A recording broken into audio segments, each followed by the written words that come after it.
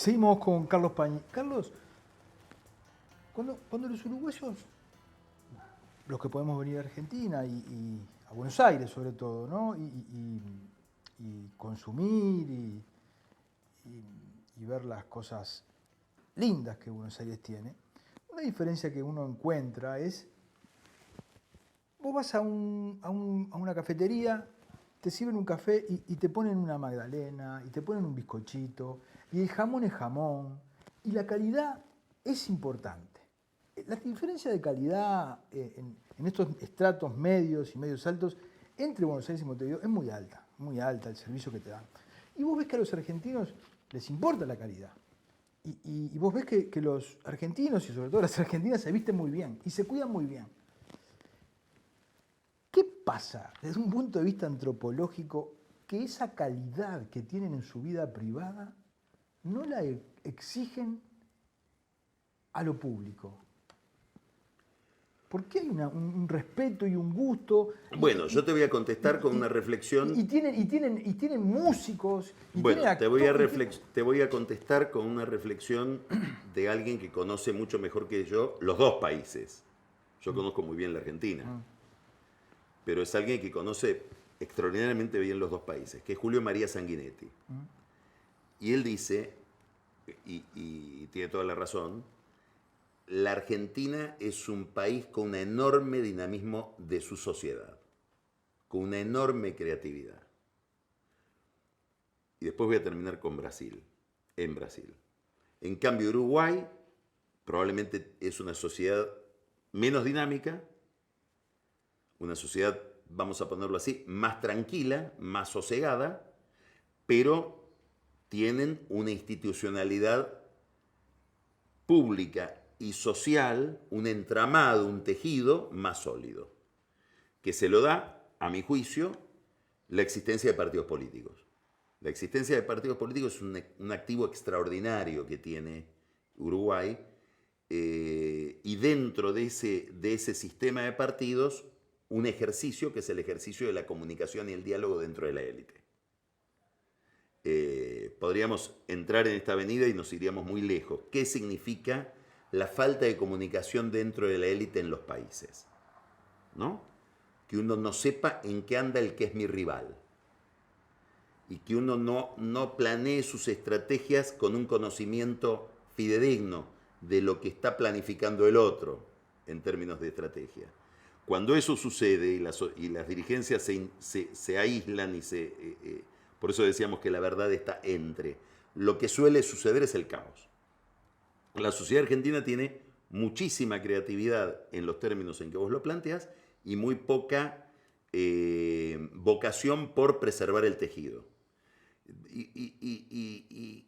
Y esto va en la comparación también, que es otro país, otra sociedad muy distinta con otra historia, para Brasil. Y te voy a dar un ejemplo. Cuando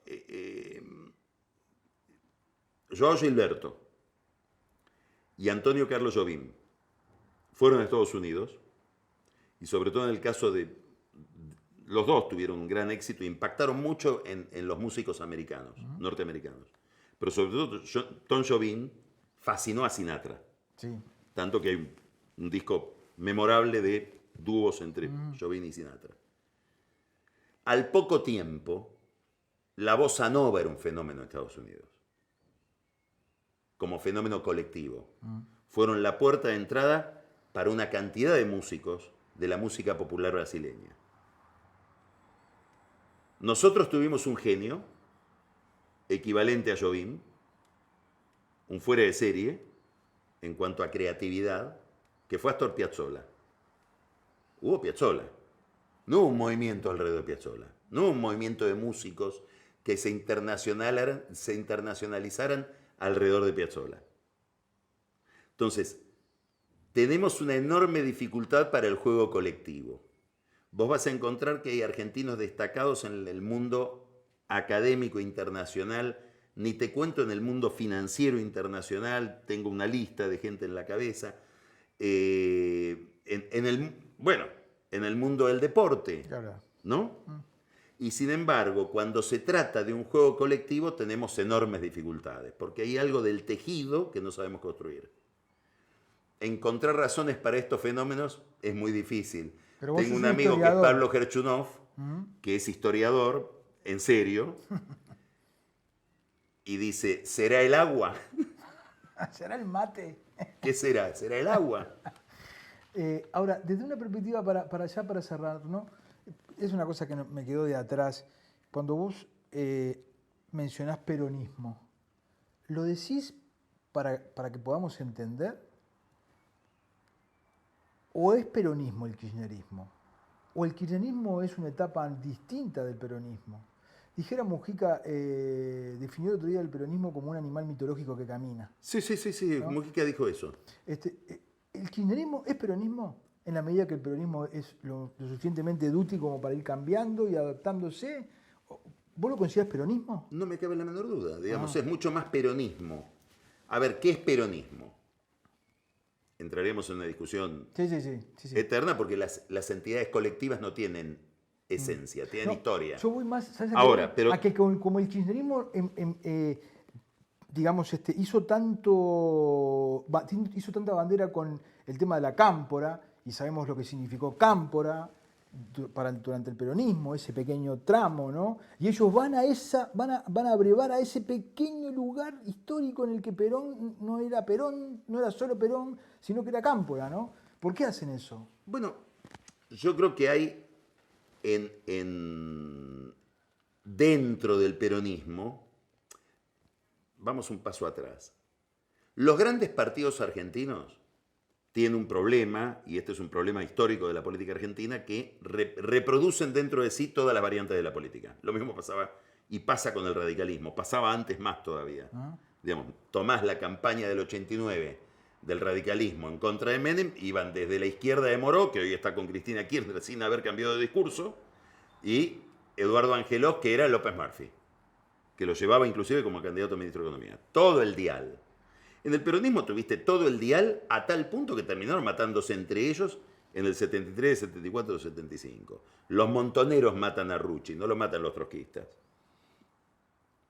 Entonces, este es un nivel, es tan amplia la variedad interna que termina siendo disfuncional para la democracia, porque son partidos con un componente en el fondo autoritario, porque no se interpretan a sí mismos como parte, sino que se interpretan como el todo. Dentro de esta cultura, el peronismo, el kirchnerismo, sobre todo el kirchnerismo de Cristina, no el de Néstor tanto, interpreta una variante con cierto componente de ruptura respecto del peronismo de Perón y una modulación estatista, no intervencionista como Néstor o como Massa. Todo estatismo es intervencionista, no todo intervencionismo es estatista, no todo intervencionismo cree que el agente de la intervención tiene que ser necesariamente el Estado.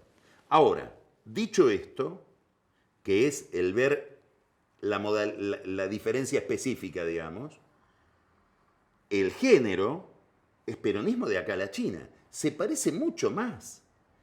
Este kirchnerismo de Cristina y el de Néstor, pero este kirchnerismo de Cristina y el de Néstor, al peronismo de Perón de los años 50, que Menem, que vino a deconstruir aquel peronismo, a desarmarlo desde adentro, retirando a los sindicatos de la vida política, privatizando las empresas públicas, democratizando el partido en un proceso que había iniciado antes con Cafiero. Digamos, es mucho más peronismo esto que el peronismo de Carlos Menem. ¿En qué? En la centralidad del Estado, en el componente populista, en la idea de que solo hace política el líder, porque política es la voluntad del que manda, porque es el único que tiene la representación popular. Digamos, esos que son marcas muy fuertes del papel del Estado, el papel de la el papel del mercado, la negación hacia el mercado y la propensión a manejarse con empresas, pero es un peronismo que puede llegar a ser proempresarial, pero siempre antimercado, en el sentido de que son empresas reguladas, amigas, a las que el Estado les distribuye los beneficios la y corporación, les distribuye los negocios, corporativo. Bueno, este peronismo del que habla Massa, la unidad nacional que propone Massa, es muy parecido a la comunidad organizada. Si gana Massa, vamos a ver algo muy parecido a lo de Néstor y a lo de aquel Perón. Vamos a ver algo parecido. No te quepa la menor duda. Ajá. Y va a tener un poder enorme. Limitado porque posiblemente tenga una oposición más fuerte que la que tuvo Néstor. Y además no es Néstor.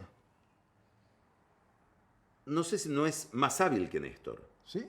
Más moderno que Néstor. No hay que menospreciarlo a Massa. Massa es un hombre, con la capacidad en términos de manejo del poder, no estoy hablando de inteligencia teórica. De manejo, pero de... Inteligentísimo. pero de crear poder como creó Néstor. No te quepa duda, mira lo que está logrando.